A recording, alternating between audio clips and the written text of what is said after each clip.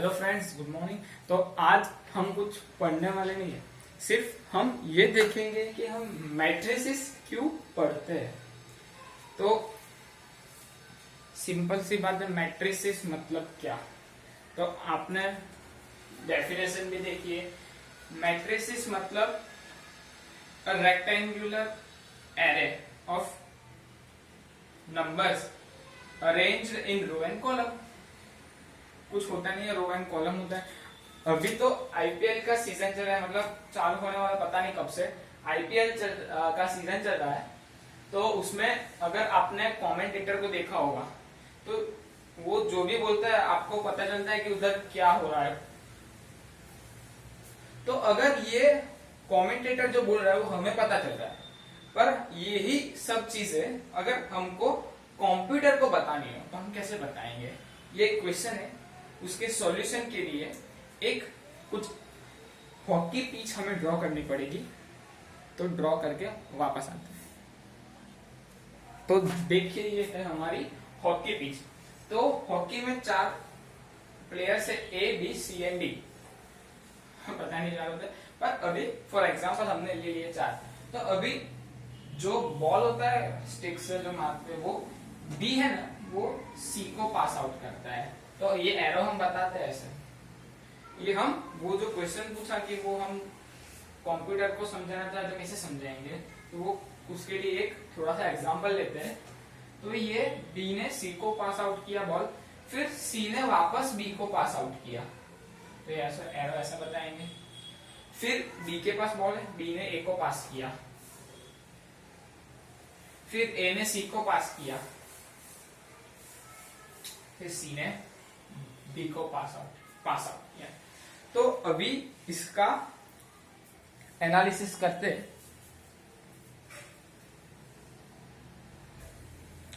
तो ये हमने लिख दिया A B C D players, और उधर भी ए बी सी डी। तो अभी कभी ए को पास आउट करेगा, ए प्लेयर अपने आप को पास आउट करेगा बॉल, नहीं तो 0 आएगा। बी को पास आउट नहीं कर सकता, सी को पास आउट नहीं कर सकता, डी को पास नहीं कर सकता बॉल। ऐसा कुछ मैट्रिक्स जैसा थोड़ा सा दिख रहा होगा, पता नहीं। हाँ, तो अभी ए बी को पास आउट कर रहा है, ए बी को नहीं, बी ए को पास आउट कर रहा है, पर ए बी को नहीं कर रहा था, इधर भी 0। फिर ए सी को पास आउट कर रहा है, ए सी को हाँ पास आउट कर रहा है एक बार, तो 1। ए बी को पास आउट कर रहा है, नहीं कर रहा, 0। अरे ए सी को पास आउट कर रहा है, फिर सी डी को पास आउट कर रहा है। मतलब नहीं कि ए डी को पास आउट, ऐसा नहीं होता। फिर बी ए को पास आउट कर रहा है, बी ए को हाँ एक बार कर रहा है। फिर बी सी को पास आउट कर रहा है, हाँ कर रहा है, क्योंकि बी डी को पास आउट तो कर नहीं सकता, इसलिए 0।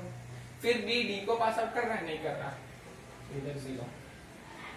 ठीक है। फिर सी का देखते, सी ए को पास आउट कर रहा है, सी ए को नहीं, ए सी को कर रहा है, सी ए को नहीं कर रहा। फिर सी बी को कर रहा है पास आउट, सी बी को हाँ कर रहा है, देखो ये था, एक टाइम कर रहा है। फिर सी डी को कर रहा है, सी डी को भी कर रहा है एक टाइम। कुछ मैट्रिक्स जैसा बन रहा है ना।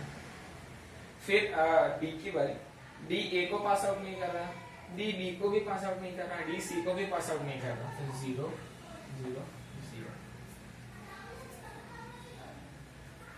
इसको मैट्रिक्स में ले लेते हैं। तो ये आपका मैट्रिक्स फॉर्म हो गया। तो मैट्रिक्स फॉर्म बन गई। तो अगर आपको थोड़ा सा कंप्यूटर का नॉलेज होगा तो उसमें एरे आता है। एरे मतलब क्या, to store the multiple information. तो आप मैट्रिक्स के डेफिनेशन जो मैंने बताई थी, और matrix is a rectangular array of numbers arranged in row and column. तो एरे मेनली क्या होता है,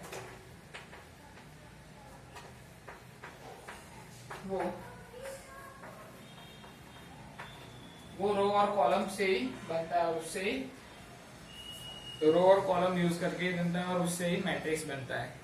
तो ये था कुछ सिंपल मैट्रिक्स हम क्यों यूज करते हैं। तो इस तरह से मैट्रिक्स कंप्यूटर एनालाइज करता है मैट्रिक्स को, और इसीलिए हम मैट्रिक्स पढ़ते हैं। तो बहुत ही सिंपल है।